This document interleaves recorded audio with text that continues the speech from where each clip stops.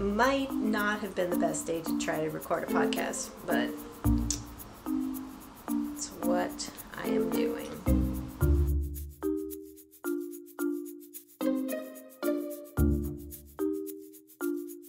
What's up, Stitches? Welcome to the Ranney Knits podcast. It is Thursday here in the upper left USA. I'm Justine, and this is my podcast all about the things I am making with my hands and yarn. This is episode 12 of the Ranney Knits podcast. I am here with my co-host who is making a lot of chewing noises. Archie, hey.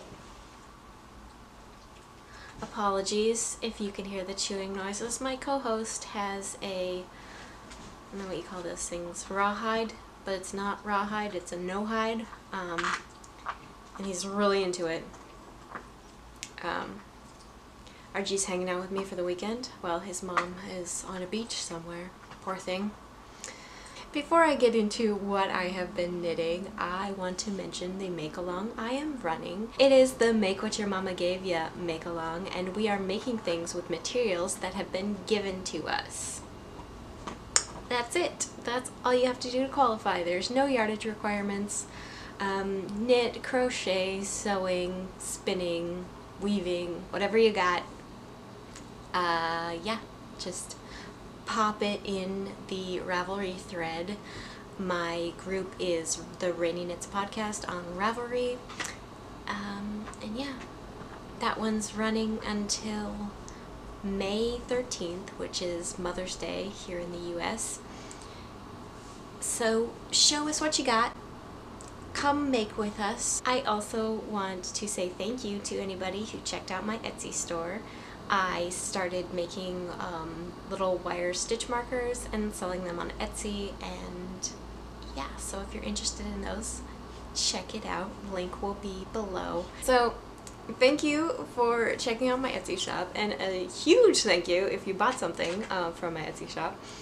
Yeah, I didn't know if anybody was going to be interested in those. I just kind of threw some up there, so it means a lot that you purchase stuff from me. Okay, let's get into some knitting.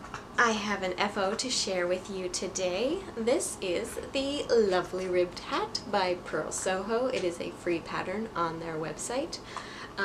It is, let's see, it is written for a sport weight yarn, and instead of using a sport weight, I used a fingering weight and a mohair held together. The fingering weight was Cascade Heritage Silk, and the mohair was a mohair silk lace weight of unknown origin. And I don't know where the pom-pom came from. I think I purchased it at a craft fair at some point.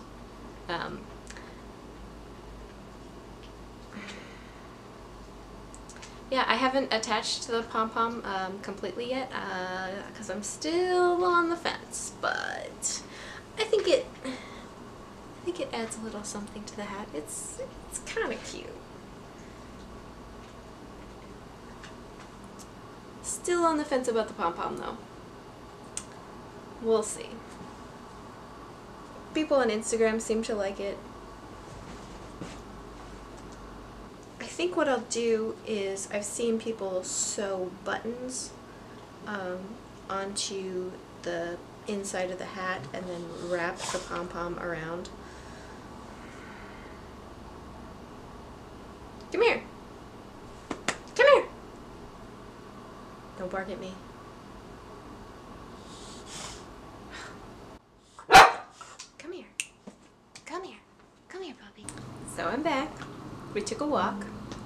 And hopefully we can get through this. So sorry if you can hear dog chewing noises. That's not ideal, but it's what I got. Right now, he is sitting on my lap, and I think this is the only thing that's going to make him happy. I see all these podcasters who are, you know, just like calmly sitting with their pets. And, he's not my dog, so you're not a yarn dog. No, you're a swimmer dog. I think what I was talking about was this hat 45 minutes ago. Yeah.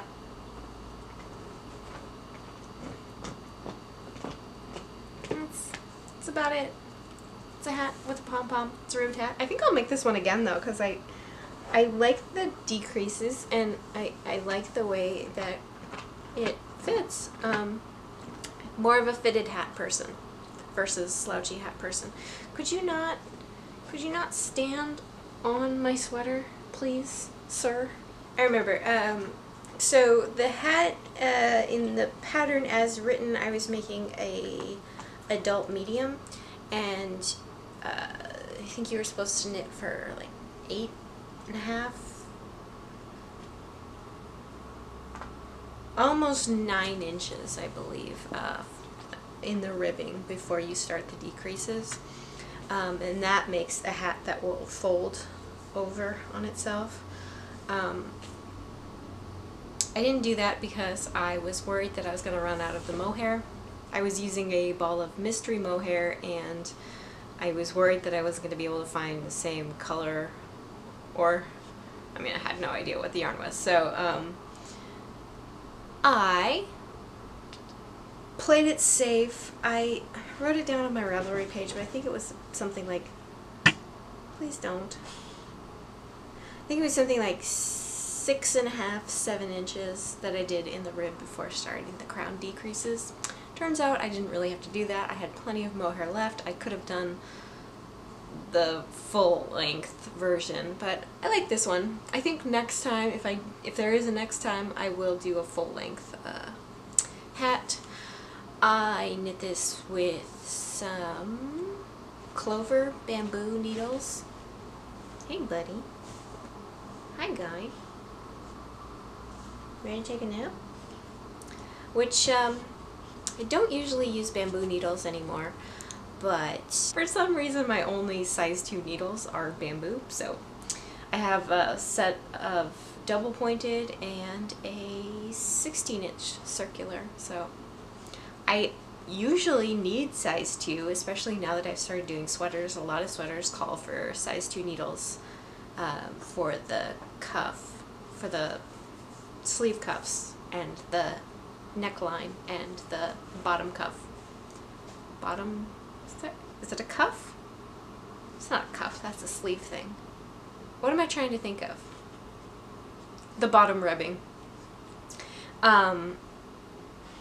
Yeah, but for some reason I don't know, I've never bothered getting size 2 needles. That's a whole really boring story.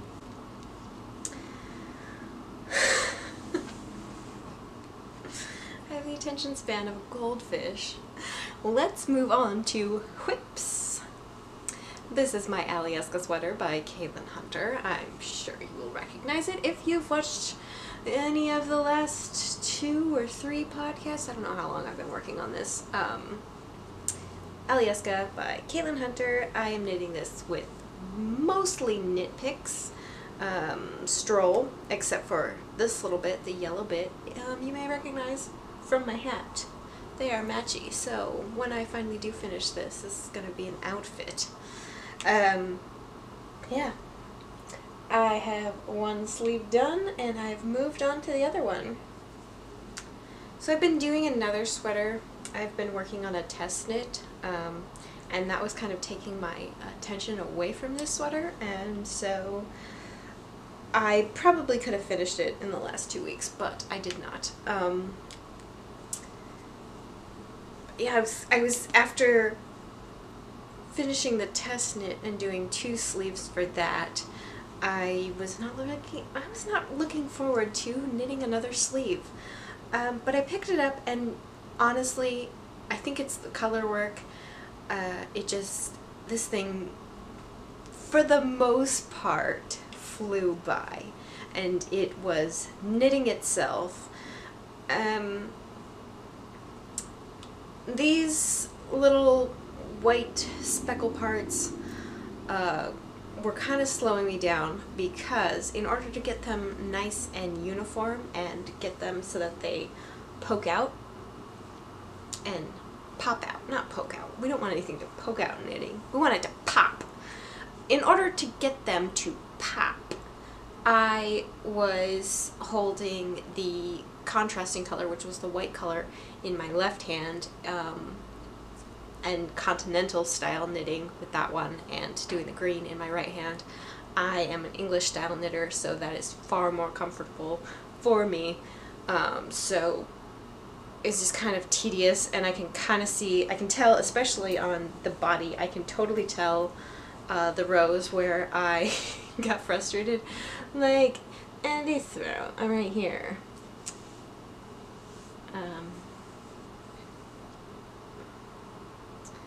Yeah, you can see where there are rows right there where I decided I wasn't going to do that because it was so slow for me to knit continental. So that is the dominant yarn when I think it's the strand that goes under. So I always hold the yarn that I want to stick out in my left hand when it really matters. Like with this color work, and especially with when I was working 3-color work, I wasn't really paying attention to which one was my dominant yarn, and I think it kind of skips around and changes in this part. But down here, you really do have to pay attention to which one is your dominant yarn. Yeah, like you can see which rows pop out, and that row right in there, it's not popping like these rows down here. So anyway, that slowed me down on the sleeve a little tiny bit. So this 2 rows of little white speckles is 1 pattern repeat, and you're supposed to do like 7 pattern repeats. That would match the body. I ended up doing 9. I always add about an extra 2 inches to my sleeves, both because I have orangutan arms and because I like my sleeves a little bit longer. So usually an extra 2 inches, give or take, is how I like to knit my sleeves. So that's that. So yeah, once I started working on this one again, once I finished my test knit, well, nearly finished my test knit, I was, yeah, it got really addicting. This is an addicting knit, and I'm kind of, I don't know why, but I'm a little bit sad that this one is almost done. I mean, I'm really excited to wear it, but I'm gonna miss knitting this, which is not something that I usually experience. I've gotten better, but I still at heart am a product knitter. I'm getting better about being a process knitter, but toward the end of a project, like if I have 1 sleeve to go, I am kind of like chomping at the bit, like I just want to get it done.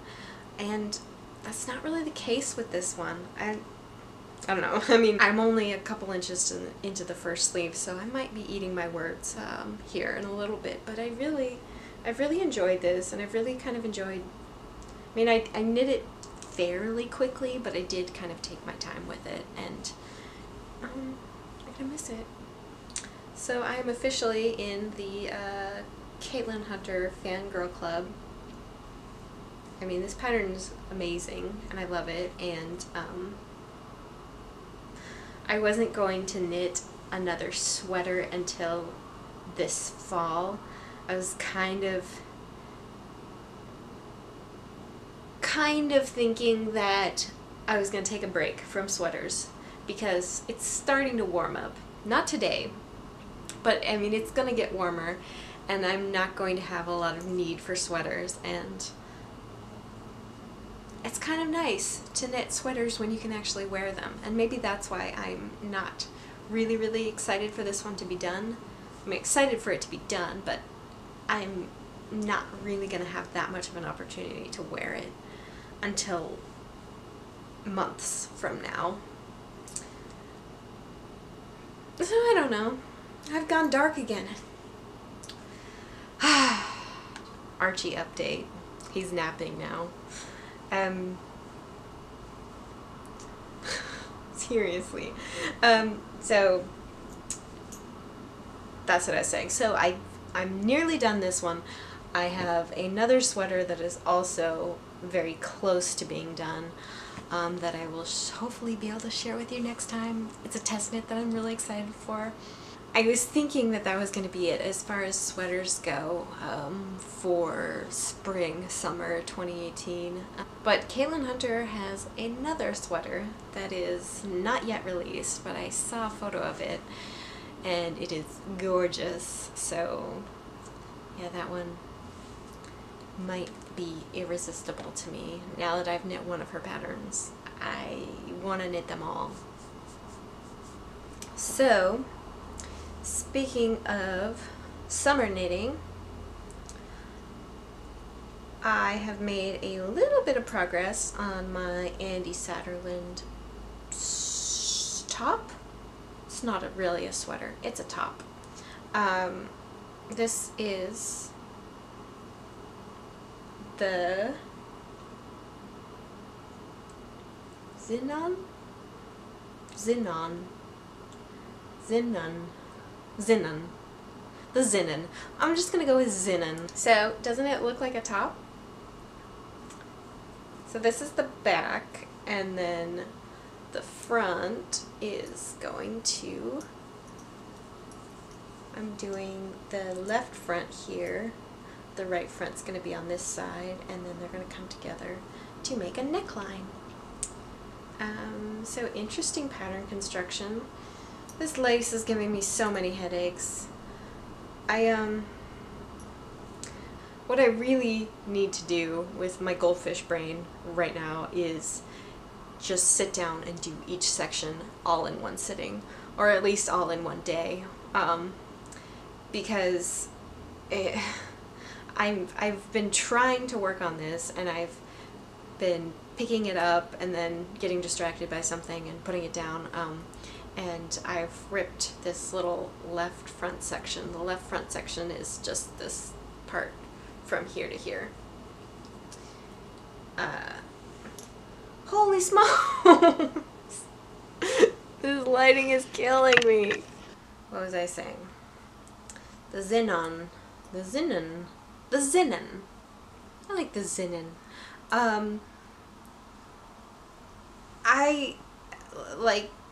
There is an option to knit the entire back in this lace pattern, and mad props to anybody who did that, because I can barely get through this. And for some reason, I thought the smaller one would be a little bit easier, but for some reason that one's given me more trouble on this little front panel here.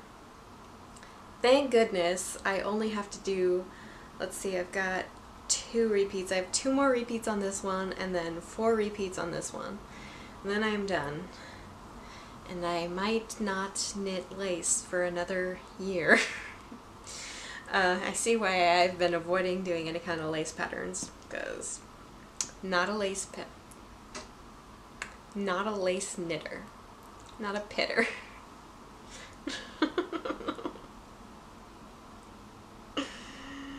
What's a pitter? But I am knitting this on US 5 needles, and this is Claudia hand painted yarn in their Oh Baby base.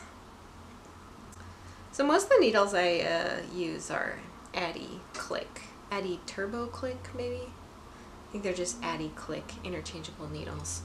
I have mixed feelings about these, but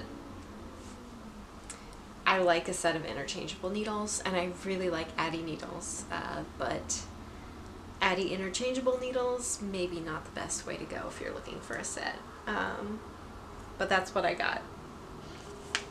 That's what I have. Okay, so before this podcast deteriorates anymore, I'm gonna move on to my last work in progress. It's a doozy. First of all, I am knitting this with 2 balls of Lion Brand Wool Ease Chunky held together with one skein of Karen Victorian Christmas Gold, which is a discontinued line that somebody found at I think it was a rummage sale or a thrift store or something. Anyways, this one's got sparkly bits in it. But this is the Puff Daddy. And what is the Puff Daddy, you might ask? The Puff Daddy is not a rug, even though it kind of looks like it. It is hopefully one day going to be a floor poof. Like a little ottoman, but knitted. I don't know, like a knitted ottoman is for some reason called a poof or a puff. I don't know. I wish I could say that I came up with the name Puff Daddy, but it's the pattern name. The pattern is by Anna and Heidi Pickles, and you can find this pattern through Ravelry. The link to the pattern will take you to a website, and that website is, the directions are very minimal. It's just basically like cast on a number of stitches and knit and then sew it together. So I found another website that was, she also knit the same pattern, and hers was, if I can read my handwriting, Flax and Twine. And so she kind of goes into a little bit more detail about what that Anna and Heidi Pickles pattern is. If you're interested, go check out Flax and Twine. There'll be a link in my show notes. But yeah, so far this sucks to knit. My totally weird lighting is just gonna blow this out, but it's a big garter blanket rug type thing. I'm knitting this with size 15 needles, and I think I cast on like 40 or 42 stitches. So basically it's just a big rectangle that's gonna wrap around my stuffing for the poof, and then I'm gonna sew it all up. So yeah, so Mr. Ranney Knits is out of town right now, and I don't know about you, but when my SO is out of town, I tend to make big lists and have a lot of big plans for all the things I'm gonna do, all the projects I'm gonna get done. So that's kind of the reason behind this thing. I've always wanted to make a little floor poof because I think they're really cute, and I think it would look really nice in my little knitting nook. So hopefully that will be a thing now that I've shared it with you. I was kind of debating on whether or not to share that one, because if it turns into a disaster, it's gonna be kind of embarrassing. So like I said, Mr. Ranney Knits is out of town, so I am doing all the crafty projects that either take up a lot of space or, like this next one, stink up the house.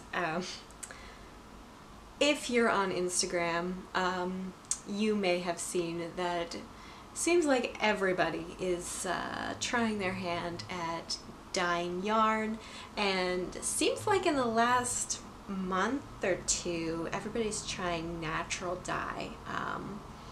And it seems like the most popular one is avocados because you get that gorgeous blushy pink color. So I'm home alone and I had some of this natural wool. This is 100% wool. And if you know anything about yarn dyeing, I think you know where this is going. So I had some 100% wool sitting around. I had a couple avocado pits.